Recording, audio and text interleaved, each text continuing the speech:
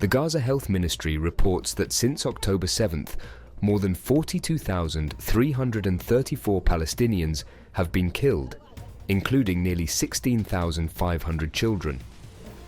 Updated figures also show that over 96,359 people have been injured in Gaza alone, with more than 10,000 missing under the rubble. Meanwhile, in the West Bank, updated figures show that at least 719 people, including around 160 children, have been killed, with more than 5,700 people injured. The death toll from Israeli attacks in the Gaza Strip on Wednesday has risen to 79, medical sources told Al Jazeera, in one of the deadliest mornings in the Palestinian enclave in weeks. At least 53 people have also been killed in eastern Khan Yunis overnight. Speaking earlier today, the United Nations Secretary General once again reiterated the importance of an immediate ceasefire. The comments came after Antonio Guterres had been banned from entering Israel and accused of being anti-Israeli over his response to Iran's missile attack. As should have been obvious yesterday, in the context of the condemnation I expressed, I again strongly condemn yesterday's massive missile attack by Iran on Israel. And these attacks, paradoxically, do nothing to support the cause of the Palestinian people or reduce their suffering. It's high time to stop the sickening cycle of escalation after escalation that is leading the people of the Middle East straight over the cliff. Each escalation has served as a pretext for the next. Israeli spokesmen have vowed a violent response to Iran's missile attack last night. The Israeli ambassador to the United Nations, Danny Danon, promised the vengeance would be painful. We will act. Iran will soon feel the consequences of their actions. The response will be painful. Western leaders lined up to offer unqualified support to Israel. Keir Starmer misrepresented the missile attacks as aimed at civilian targets, when in fact the Nevatim airbase was the main target. His address doubled down on his trademark ultra-supportive pro-Israeli stance. Good evening. In the last few hours, the Iranian regime has launched over 200 ballistic missiles at civilian targets in Israel. It's too soon to assess the impact fully, but I utterly condemn this attempt by the Iranian regime to harm innocent Israelis, to escalate this incredibly dangerous situation and push the region ever closer to the brink. It cannot be tolerated. We stand with Israel and we recognize her right to self-defense in the face of this aggression. Iran must stop these attacks, together with its proxies like Hezbollah. Iran has menaced the Middle East for far too long. Chaos and destruction brought not just to Israel, but to the people they live amongst in Lebanon and beyond. The United States went even further. White House spokesman Matthew Miller committed to aiding Israel in any military response it makes to the Iranian attack. In terms of what Israel's response will be, of course, there must be consequences for Iran for this attack. We've made clear that there must be consequences. I'm not going to get into what those consequences are today, but there are things on which we will be coordinating with our Israeli counterparts. And I think in the immediate aftermath of this attack, we are going to coordinate with them on what any response might be. I think it's important that we are able to defeat this attack through successful work with Israel and with our partners. US Major General Pat Ryder, the Pentagon spokesperson, revealed that the US had been actively involved in the shooting down of incoming Iranian missiles last night. During the attack, the U.S. military coordinated closely with the Israeli Defense Forces to help defend Israel. U.S. Navy destroyers deployed to the Middle East region supported the defense of Israel by firing approximately a dozen interceptors against the incoming Iranian missiles. Initial reports indicate that Israel was able to intercept the majority of incoming missiles and that there was minimal damage on the ground, but I'd refer you to Israel for comment. Jake Sullivan, the US National Security Advisor, in a warmongering remark to the press, promised to aid Israel in escalating the conflict. Today and give you an answer. What I can tell you is this. We are proud of the actions that we've taken alongside Israel to protect and defend Israel. We have made clear that there will be consequences, severe consequences for this attack, and we will work with Israel to make that the case. But such bellicose rhetoric was limited to Israel's closest backers. Elsewhere, prominent voices have been raised in opposition to Israel's war on Gaza, Lebanon and Yemen. President Erdogan of Turkey said that sooner or later, Israel must be stopped. Utanç verici bu tabloya rağmen bazı ülkeler İsrail'e destek vermeye, finansal veya askeri destek sağlamaya devam ediyor. Diğer bazı ülkelerde susmak suretiyle bu insanlık suçuna, bu vahşete maalesef ortak oluyor. Bu önemli günde şunu bir kez daha açık açık söylemek isterim. Ne yaparsa yapsın İsrail, er ya da geç durdurulacak. The Spanish Foreign Minister, José Manuel Alvarez, demanded that the spiral of violence in Lebanon must stop. It is more necessary than ever to demand a ceasefire in Gaza and the unconditional release of all the hostages, he said. And the UN made a plea for peace, saying it was gravely concerned about the escalation of conflict in the Middle East. On the ground, people in Lebanon, Israel and Palestine anxiously wait to see how destructive and bloody the Israeli response will be. Around the world, ordinary people look with trepidation on the prospect of an all-out regional war. In the UK, protesters are due to take to the streets of London in the 20th national demonstration against the war this coming Saturday.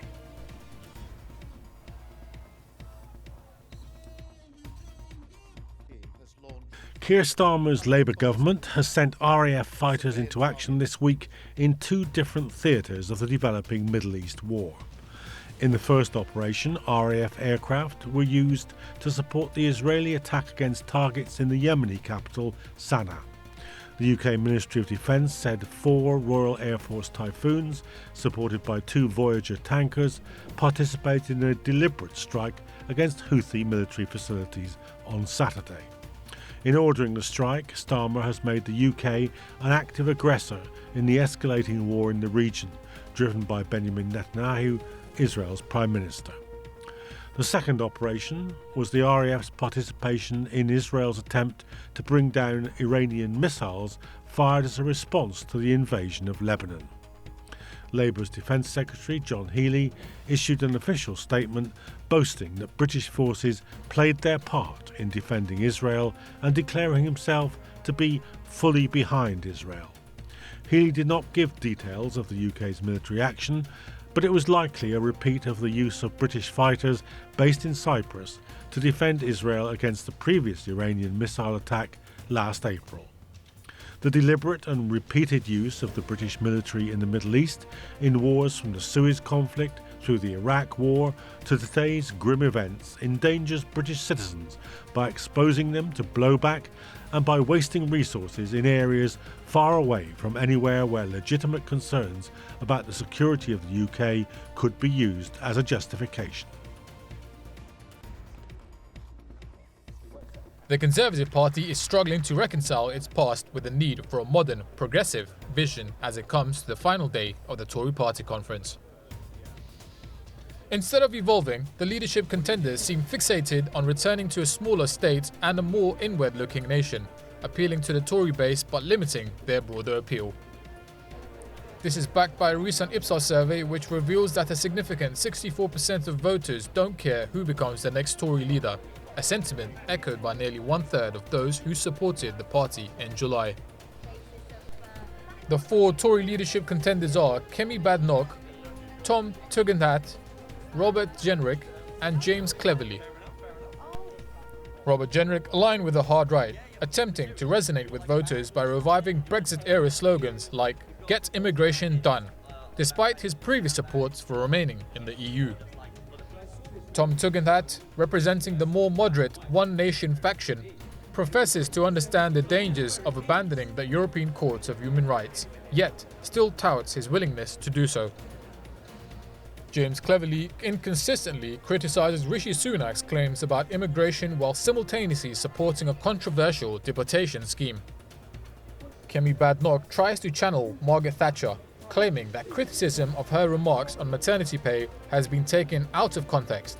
However, the party seems stuck in the past, with a few viable role models among the 6 prime ministers since Thatcher. The leadership candidates seem reluctant to confront the reasons behind their electoral losses. They often frame the defeat as a misunderstanding or organisational issue, rather than a fundamental rejection of their policies. This situation mirrors the struggles of the Labour Party in the past, where leadership contests have produced candidates who appeal primarily party loyalists rather than broader electorate. As the Conservative candidates gather in Birmingham, they proclaim aspirations for a revival of the party as a mass movement. However, they face challenges in reclaiming lost ground, as the political landscape has become fragmented, with Labour, the Liberal Democrats and Reform UK craving at electoral territory. The Conservatives seem resigned to nostalgia, relying on old slogans and an expectation that public discontent with Labour will naturally restore their fortunes, an assumption that may prove unfounded as the electorate appears increasingly sceptical. The UK justice system's handling of recent events has revealed stark contradictions, particularly in its treatment of climate activists versus far-right offenders. 2 Just Stop Oil protesters have been sentenced for throwing tomato soup at the glass protecting Van Gogh's Sunflowers painting, with prison terms of 2 years and 20 months handed down for damaging the artwork's frame. Meanwhile, those inciting violent riots often face significantly lighter sentences. This inconsistency in the UK's response to non-violent civil disobedience versus violent crimes exposes troubling systemic issues. Far-right violence is often minimised as hooliganism, while non-violent climate activists are treated as criminals of the highest order. For example, the Just Stop Oil activists who blocked roads leading to an oil terminal received up to 3 years in prison. Yet far-right rioters, whose actions arguably border on terrorism, received much more lenient sentences. The Prime Minister himself referred to the far-right riots as thuggery in early August, downplaying the violent actions. I had a COBRA meeting this morning, which was an opportunity that I took to thank the police for their work over the last few days, to express my support for the police officers who have been injured and the communities impacted by this mindless thuggery. These disparities reflect a broader failure in how the UK handles extremism. Racist rioters involved in violent attacks often received suspended sentences, like the men who viciously assaulted an off-duty police officer yet walked free with suspended sentences. By contrast, climate activists received harsh, disproportionate punishments under new laws that increasingly target protest rather than violence. The failure to label far-right violence as terrorism and to prosecute it accordingly underscores a failing legal framework. As climate protesters are increasingly dehumanised and imprisoned, the moral seriousness of society's priorities must be called into question. What is more threatening to our future? A broken picture frame or the destruction of the planet and an incitement of hatred against minority communities? Tensions in the Middle East have sharply escalated after Iran launched a series of ballistic missile strikes on Israel on Tuesday, only hours after Israel initiated what it referred to as limited ground incursion into southern Lebanon, according to various media outlets. With the Israeli military intensifying its assaults on Lebanon, the region now is at the brink of a full-scale war, raising global concerns about the conflict's potential fallout. Amid this growing fears, we spoke with the Mayor of London to address the anxieties of Londoners who are closely watching the escalating situation. Well, we've seen an appalling escalation of conflict in the Middle East, in Lebanon, in Gaza, in the West Bank, in Israel, and the wider region. Not just Muslims are worried about this. I think everyone who's decent is worried about the appalling escalation of violence. There are Londoners who have family in Lebanon. They're worried about their loved ones. I'd encourage anybody who's got family in Lebanon who's British to take advantage of the special chartered flight the government's laid on. The government's also bought tickets on the commercial airlines. Lebanon isn't safe, and so I can understand the concern, the fear that British people have, not just of Lebanese origin, but people generally, because of the concerns of the appalling escalation of violence in Lebanon. What we need is an immediate ceasefire. This violence has got to stop. This killing has got to stop. We know every day there are more families bereaved. We know every day there are more children orphaned. We know every day there are parents losing their children. And that's why it's incredibly important that the British Prime Minister and the British Foreign Secretary are demanding a ceasefire, and we're hoping that happens. Governor Walz, if you were the final voice... Vice presidential rivals J.D. Vance and Tim Walz met for their first time and probably final debate in New York City on Tuesday night that served up less drama but highlighted the differences on abortion, school shootings and immigration from both parties. Walz and Vance largely avoided attacks on each other and instead concentrated their fire on each other's running mates. It was a more policy-driven discussion than that of their running mates, but one with a few gaffes that might overshadow some of the substance in upcoming days. In a key exchange over abortion, Vance accuses Democrats of radical pro-abortion stance. We have a partial birth abortion ban in place in this country at the federal level. I don't think anybody's trying to get rid of that, or at least I hope not, though I know that Democrats have taken a very radical pro-abortion stance. U.S. Senator and Republican vice presidential candidate J.D. Vance and Minnesota governor and Democratic vice presidential candidate Tim Walz were also asked at the beginning of their debate whether they would support or oppose a preemptive strike by Israel on Iran. We've seen out of Vice President Harris is we've seen steady leadership. We've seen a calmness that is able to draw on the coalitions to bring them together, understanding that our allies matter. I want to answer the question, look, it is up to Israel what they think they need to do to keep their country safe, and we should support our allies wherever they are when they're fighting the bad guys. I think that's the right approach to take with the Israel question. Tim Walz went to accuse his Republican rival J.D. Vance of seeking to dehumanize immigrants as the pair clash in a live TV debate. Vice presidents and their debates have typically been viewed as unimportant, and remains to be seen how much impact this debate will have. But with the election expected to be extremely close, if either Vance or Walz manage to convince a few voters, then the hour and a half of scrutiny and even the slip-ups will have been worth it. Claudia Sheinbaum made history as Mexico's first female president, marking a significant milestone in the nation's political landscape. Her inauguration introduced a new era, one symbolized by a government logo featuring a young woman hoisting the Mexican flag, an emblem of hope and inspiration for girls across the country. Sheinbaum, a 62-year-old scientist and former mayor of Mexico City, steps into office following in the footsteps of her political mentor, outgoing President Andrés Manuel López Obrador. Estoy aquí para comprometerme con ustedes. Para decirle al pueblo de México, en esta plaza maravillosa, corazón de la patria, en la que tantas veces nos reunimos con Andrés Manuel López Obrador y nos seguiremos reuniendo, que no les voy a fallar.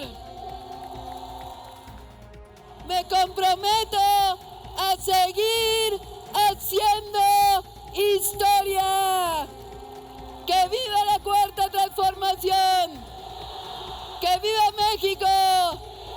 ¡Que viva México! ¡Viva! ¡Que viva México! ¡Viva! En nuestro país no hay estado de excepción, no hay violaciones a los derechos humanos. Lo que hay ahora con la cuarta transformación es más democracia, más libertades y un verdadero Estado de Derecho que vamos a construir con el cambio en la Suprema Corte de Justicia de la Nación y el Poder Judicial. Despite the celebratory atmosphere, Sheinbaum inherits a country rife with issues. She pledged to tackle inflation by limiting gasoline and food prices and expanding welfare programs for women and children. However, her critics remain vocal, especially regarding her handling of security and the nation's powerful drug cartels. She offered no significant departure from the previous president's strategy, which seeks to address the root causes of violence rather than directly confront the cartels. While her predecessor's charisma often smoothed over political missteps, Sheinbaum is expected to rely on her reputation as a pragmatic, data-driven leader to navigate Mexico's complex issues. Her first challenges as president will come swiftly. She must contend with the aftermath of Hurricane John, which devastated the resort city of Acapulco, as well as ongoing violence in regions dominated by drug cartels. Beyond domestic issues, Sheinbaum will also have to navigate potentially turbulent relations with the US, especially with the looming possibility of Donald Trump's return to the presidency.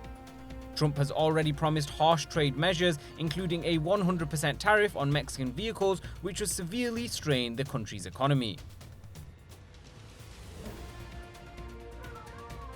Tens of thousands took to the streets in Kolkata on Tuesday, reigniting widespread protests following the brutal rape and murder of a 31-year-old doctor at a state-run hospital.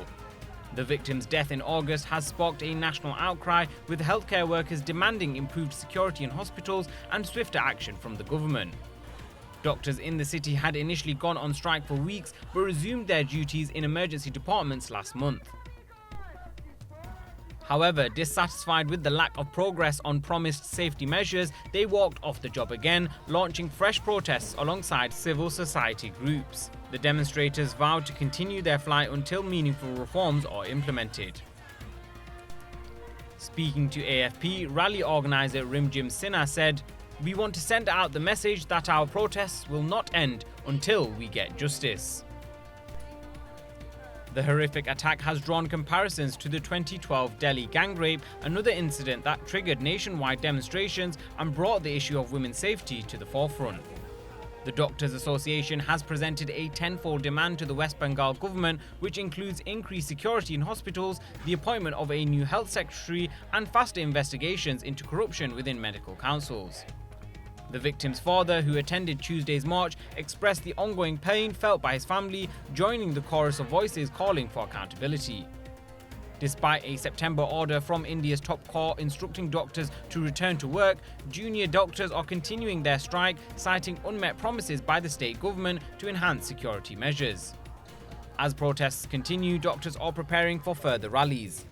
Despite the disruption of medical services across the state, the striking doctors remain resolute in their demands, refusing to return to work until meaningful action is taken to ensure their safety and bring justice to their fallen colleague.